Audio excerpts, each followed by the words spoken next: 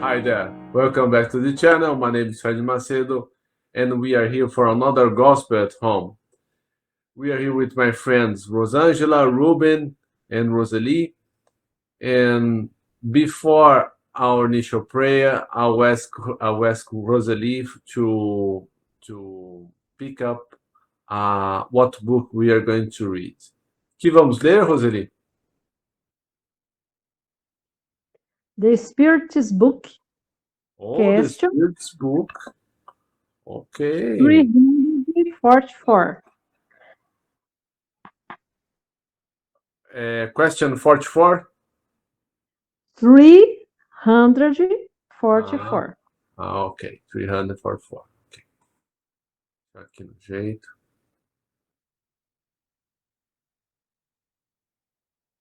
Arrisquei. All right.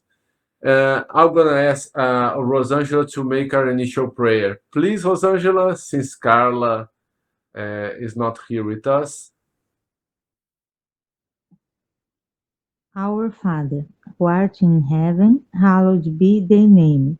Thy kingdom come, thy will be done, on earth as it is in heaven. Give us this day our daily bread, and forgive us our trespasses, as we forgive those who trespass against us. And lead us not into temptation, but deliver us from evil. Amen. Thank you. Now I'm gonna share my screen.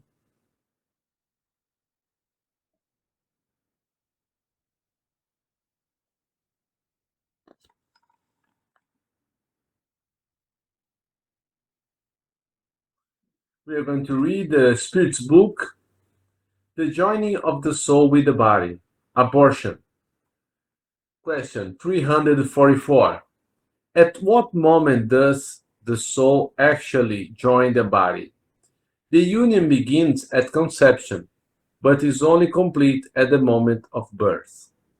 From the moment of conception, the spirit designated to inhabit a given body is connected to it by a fluidic tie, which gets tighter and tighter up to the instant the child is born. Newborn's cries announce that it has entered the number of the living and the servants of God. 345. Is the union between the spirit and the body definitive from the moment of conception? During this first stage, could the spirit refuse to inhabit the body that has been designated for it?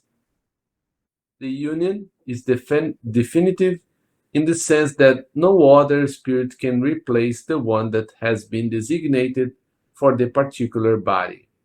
However, since the ties that bind it are very tenuous and easy to break, they may actually be severed by the will of a spirit that recoils from the trial it has chosen.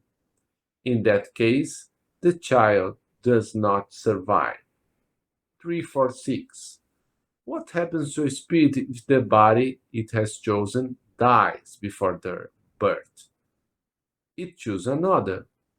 What could be usefulness of such premature deaths? The imperfection of matter are frequently the cause of such deaths. 347. What usefulness can a spirit derive from incarnating into a body that dies a few days after birth? Such a being does not yet have sufficiently developed consciousness of its existence. The importance of its death is almost null. As we have already said, these cases are often meant as a trial for the parents. 348. Does the spirit know beforehand that the body it has chosen will have no chance of surviving? It knows sometimes, but if it chooses it for that reason, it does so in order to avoid its upcoming trial. 349. When a particular incarnation fails for a spirit for any reason, it's immediately furnished with another existence?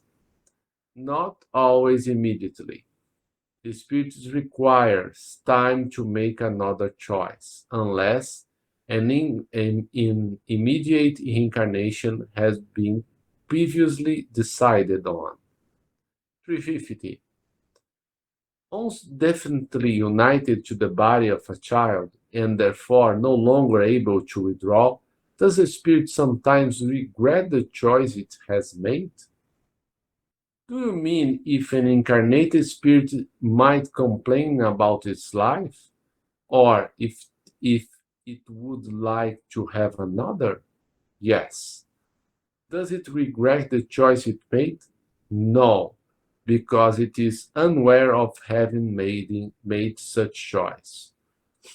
Once incarnate, a spirit cannot regret a choice of which it has no awareness, but it may find the burden to be too heavy, and if it thinks that burden is beyond its strength to endure, it may resort to suicide.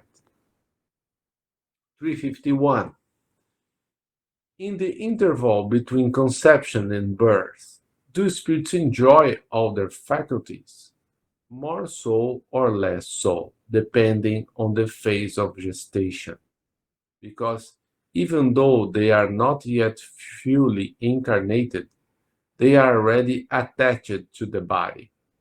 At the moment of conception, confusion begins to envelop the spirit, and it is thereby warned that the time has come to start a new existence. This confusion increases until the time of birth. In the meantime, its state is more or less than an incarnated spirit during sleep.